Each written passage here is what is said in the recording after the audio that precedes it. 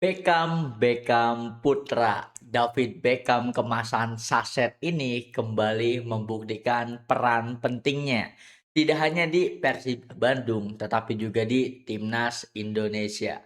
Persib Bandung menang besar atas Sabah FC dengan skor telak 3-0, di mana ini hasil yang sangat memuaskan. Dan meskipun Sabah FC itu bukan termasuk top klub di Liga Malaysianya, tetapi gue tipe orang yang menilai permainan dari sebuah tim itu bukan berdasarkan klasemennya, tetapi dari memang gameplaynya atau permainannya. Karena terbukti Sabah FC bermain dengan sangat rapih dan juga solid dan mampu menyulitkan serangan dari Persib Bandung. Kalau kita lihat pemain dari Sabah FC itu juga kebanyakan pemain asing kan, sehingga secara kualitas tidak jauh beda dengan Persib Bandung. Dan yang menjadikan hasil 3-0 ini semakin menarik bagi Persib sendiri adalah karena akhirnya Persib bisa membuka keran gol dengan gol yang diciptakan oleh Mariano AA Peralta. Ini benar-benar gokil banget ya.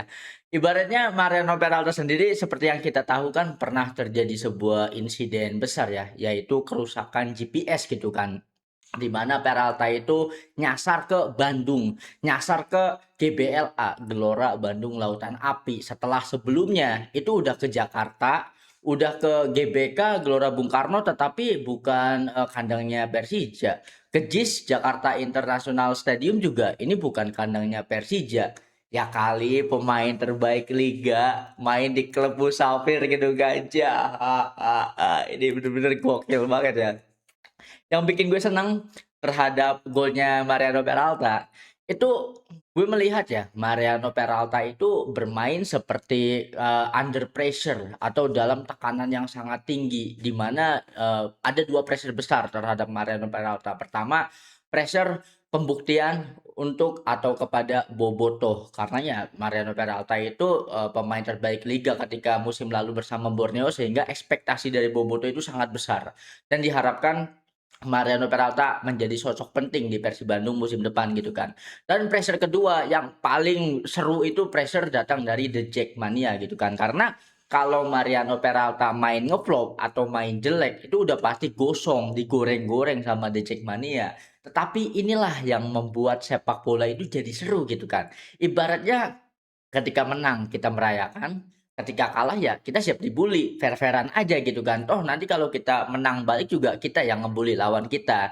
Harapannya seperti itu, cukup jadi euforia di media sosial. Jangan sampai kebawa baper sampai di masalah fisik dan juga kekerasan, supaya kita kita berharap larangan away bisa segera dicabut agar nanti kita bisa merasakan nonton bareng, nyetadion bareng, merasakan atmosfer persaingan dari derby antara Persib dan Persija di BRI Super League musim depan gitu kan. Ini keren banget.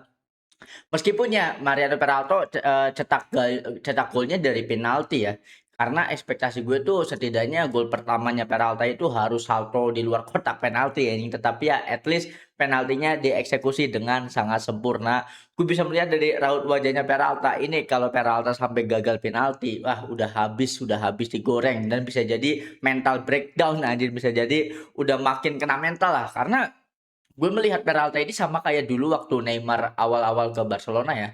Itu kan mainnya grogi, mainnya itu kayak bukan, Neymar sesungguhnya, sampai akhirnya Messi nepuk pundaknya Neymar dan bilang, "Udah Mar, lu main sama kayak waktu lu main di Santos aja, kalem aja, santuy," gitu kan, dan akhirnya Neymar gacor.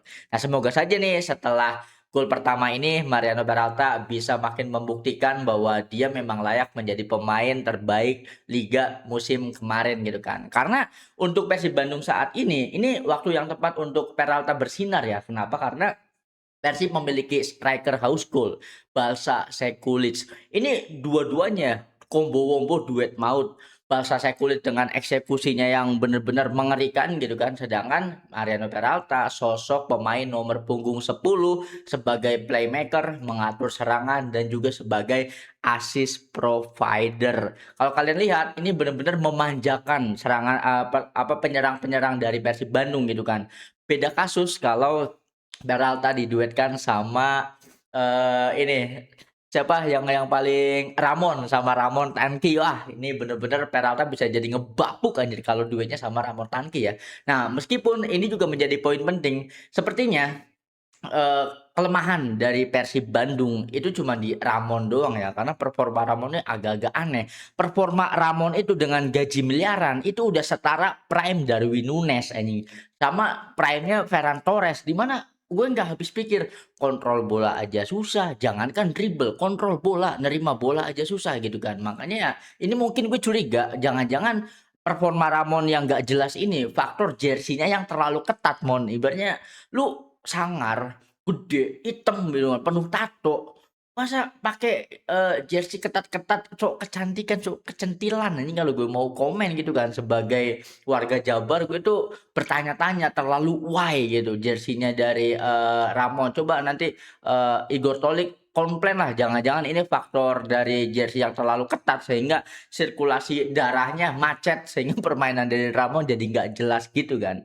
Nah, kita ngomongin soal Persib Bandung ya.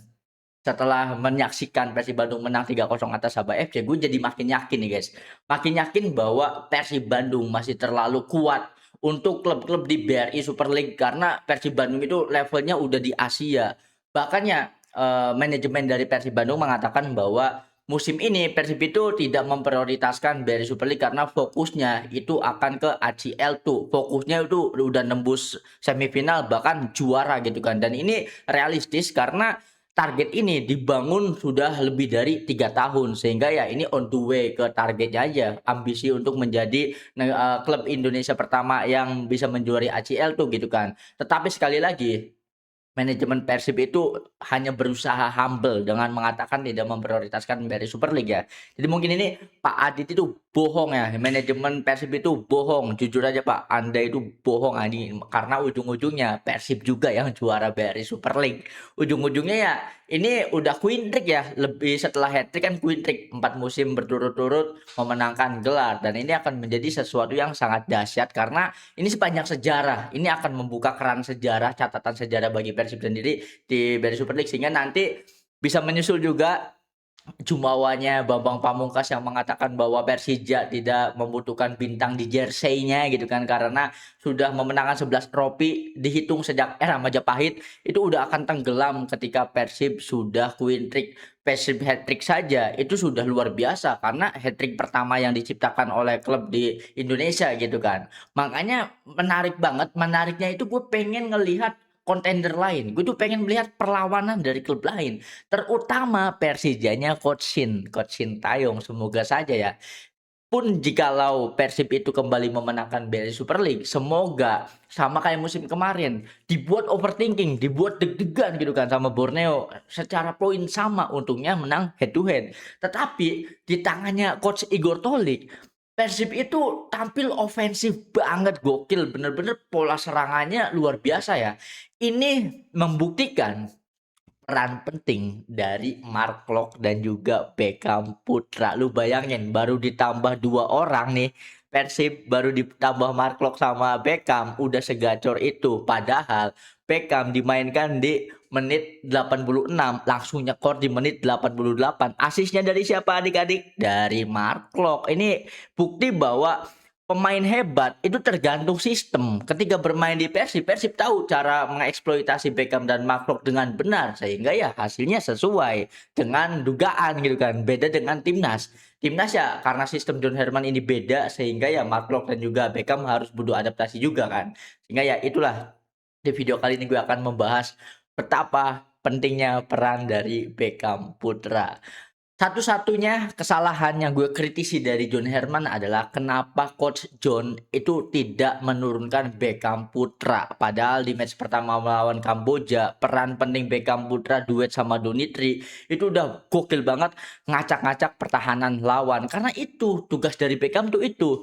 Tugas dari Beckham, kalian kalau melihat permainan Beckham, pertama jangan ekspektasiin gol, kedua jangan ekspektasiin assist. Karena tugas utama Beckham itu buat pertahanan lawan overthinking sehingga koordinasi pertahanan lawannya jadi buyar. Banyak sekali pemain 2 sampai 3 pemain itu ketarik sama Beckham dan membuka ruang untuk pemain-pemain lain. Itu tugas utama Beckham Putra yang harus disadari ketika nanti Beckham bisa bermain di timnas Indonesia gitu kan.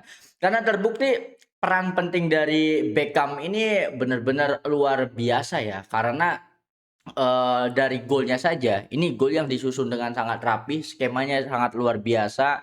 Bayangin kalau nanti Persib Bandung sudah ada Tom Haye, sudah ada Eliano Reijner, bahkan di tribun nih disorot pemain-pemain yang tidak diturunkan, ada Sandy Walsh, ada Ragnar Uratmangun, itu masih belum diturunin tetapi Persib sudah segokil ini. Inilah hasil pondasi yang dibuat dari waktu yang lama ya, progresnya lama banget gitu kan. Ini pondasi dari bahkan sebelum Coach Boyan Hodak juga manajemen Persib itu sudah berbenah. Terbukti dengan sanksi larangan ban itu kan karena Persib belajar dari kesalahannya. Ketika zamannya Coach Rene Albert, lalu ada Coach Luis Milla juga, sehingga Persib itu benar-benar apa ya, benar-benar selektif lah gitu kan, benar-benar ketat, benar-benar disiplin dalam menjaga kontrak. Pertama, kontrak pelatih tidak lebih dari 1 tahun, kontrak pemain juga sama, maksimalnya 2 atau 3 tahun, tidak ada kontrak jangka panjang, karena itu belajar dari kesalahan. Karena sistem ini harus dijaga, sistem ini harus tetap fresh. Ibaratnya sekarang Persib Bandung itu tidak bergantung pada sosok pelatih, juga tidak bergantung pada pemain, tetapi karena dasar sistemnya sudah kuat, sehingga siapapun pelatihnya, siapapun pemainnya, secara DNA, identitas permain Persib Bandung itu sudah terbentuk ya. Makanya gue curiga Persib Bandung ini kayaknya akan mem-PSG-kan diri di BRI Super League gitu kan, mendominasi, apalagi ya clue-nya itu udah mendatangkan Levin Kurjawa ya untuk semangat Persib menjadi PSG-nya BRI Super League. Ini benar-benar keren banget. Makanya untuk klub-klub yang lain, ini untuk supporter dari klub lain, kalian jangan pernah berpikir untuk mengejar Persib secara prestasi atau hasil ya. Minimal kejar dulu Persib dari progresnya. Benahi dulu manajemennya, benahin dulu culture-nya, struktur dari klubnya dulu. Kalau itu sudah rampung, kalian boleh bermimpi untuk bisa menyalip Persib Bandung. Dan itu terlihat di Bali United kalau menurut gue pribadi. Karena Bali United itu senyap, tetapi yang dirombak dari Bali United itu kekuatan dari aspek manajemennya. Dari dirteknya, dari manajernya, dari coaching staff apa segala macamnya. Itu adalah proses panjang dan dilakukan secara senyap. Dan ini juga menjadi alarm untuk The Jackmania Persija. Jangan sampai kalian melakukan kesalahan yang sama yang dilakukan oleh Persib Bandung waktu di eranya Luis Milla dan juga Coach Rene Albert, karena sudah waktunya all in ke Coach Shin. Jangan sampai Coach Shin diputus atau dipecat di setengah musim atau bahkan di musim pertamanya. Jangan, all in saja, percaya proses saja. Dan ada hikmahnya ketika AFF kemarin Coach John kalah di babak grup, sehingga nama Coach Sintayong itu kembali benar-benar diagung-agungkan, dipuja-puja ya. Bahkan di kolom komentar banyak sekali yang mendefend Coach Sintayong, mengatakan bahwa sekarang lebih minat untuk menonton Persija daripada timnas Indonesia karena di Persija ada Coach Sintayong gitu kan. Ini berkat tersendiri, semoga saja kita melihat progres karena secara gameplay lagi-lagi gue tipe orang yang menilai klub itu dari gameplay. Secara gameplay bahkan di Piala Presiden, Persija itu lebih baik daripada semua klub yang ada. Lebih baik dari Persebaya, lebih baik dari Persib, lebih baik dari Arema karena memang bantai Arema gitu kan. Cuman ya faktor luck dan persiapannya masih minim, masih persiapan yang masih baru banget, belum cukup waktu gitu kan. Sehingga nanti kita lihat setelah Persija pulang dari tesnya di Thailand akan sengeri apa, karena yang dibenahi dari Coach Shin adalah fisik pemainnya. Bayangin nanti fisik pemain Persija kalau udah di pembukaan match Liga 1 bakal sengeri apa gitu kan. Ini akan menjadi derby yang sangat menarik. Di satu sisi Persib Bandung berusaha untuk mempertahankan tahtanya, di sisi yang lain kontender yang lainnya juga berambisi untuk menumbangkan sang raja terakhir BRI Super League. Ini gokil banget sih jujur pembahasan kali ini ya tentang Persib ya. Lu bayangin Persib belum full squad aja mainnya udah ngeri, apalagi nanti skuadnya udah siap untuk dimainkan semua. Bener-bener kacau, bener-bener chaos banget. Nah mungkin itu saja pendapat gue tentang review hasil pertandingan Persib, dan juga ini sedikit gambaran terhadap apa yang akan nanti kita lihat di BRI Super League. Gue berharap Borneo tetap memberikan perlawanan, gue berharap Bali United segera bangkit kembali, gue berharap Persijanya Coach Shin at least dari satu musim setidaknya pernah lah ada di klasemen 1 gitu kan, meskipun 1 minggu atau 2 minggu atau 3 minggu gitu kan, meskipun ujung-ujungnya ini lagi minimal top 3. Mohon Coach Shin minimal top 3 atau bisa top 2 nanti Persija bisa, manggung di ACL gitu kan. Karena ini musim pertama ini kesempatan buat Persija, buat Coach Shin, karena Persib lagi sibuk-sibuknya dan kontender yang lainnya punya banyak waktu untuk memanfaatkan hal tersebut. Serang Persib ketika di awal musim, ketika di paruh pertama, karena Persib memang fokusnya lagi di Asia. Jadi kata-kata Ketum The Jack Muhammad Aditya Putra yang mengatakan Persija tidak hanya merajai Liga Indonesia, Persija harus menjadi raja di Asia dan juga dunia. Itu harusnya valid kalau diucapkannya untuk Persib Bandung gitu kan. So itu saja pembahasan kali ini seru banget anjir nggak kerasa ya. Ini adalah opini gue pribadi, kita sharing-sharing saja. Jujur, gue warga Jawa Barat, kalian tahu gue supporter mana tanpa gue sebutkan. Tetapi sekali lagi, gue tipe orang yang selalu memprioritaskan atau mengedepankan Liga 1 dulu baru klub. Jadi meskipun gue pengen Persib Bandung juara, tetapi gue pengen melihat perlawanan dari klub-klub lain supaya BRI Super League itu secara kompetitif jadi seru, jadi layak ditunggu-tunggu tiap minggunya. Kayaknya nanti kita akan ada di masa kita lebih nunggu BRI Super League daripada Premier League gitu kan, daripada La Liga, daripada kecuali Liga Champions ya gitu kan. So itu saja. Drop opini kalian tentang apa yang sudah gue bahas di kolom komentar. Ini channel baru gue. Support seikhlasnya, subscribe juga seikhlasnya. Sampai jumpa di pembahasan selanjutnya. Bye.